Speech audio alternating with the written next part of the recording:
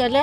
আর এসছিল, আমরা বিজয় বেড়া চলে এসেছি, আর ম্যানেজার এসছিল এ থেকে, এসে সে কি বললো আমার বড় ছেলে বলছে। একটা খাবারের দাম 80 টাকা, আমাদের কাছ থেকে নিয়েছিল 150 টাকা।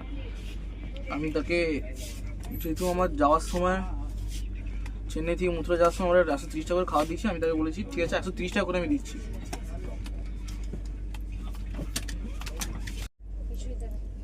আমরা এখন খাবার মানিয়েছিলাম স্ট্যান্ডার্ড ভেজ থালি, 80 টাকার খাবার।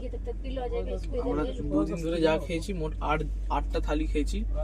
সেটার এখন পয়সা দেওয়ার জন্য কমপ্লেন করতে 10-15 মিনিটের মধ্যে চলে এলো, এসে জিজ্ঞেস করলো এই কী হয়েছে কি না হয়েছে। আমি বললাম এরকম হয়েছে।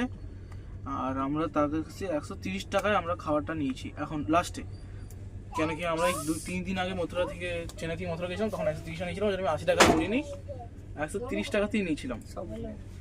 এখন 130 টাকাতে নিয়েছি। ওরা পয়সা ফেরত দিল, সরি টরি বললো, যা বলার যে স্যার ভুল হয়ে গেছে, দিয়ে পয়সাটা দিয়ে কমপ্লেন ক্লোজ হয়ে গেছে, বাস।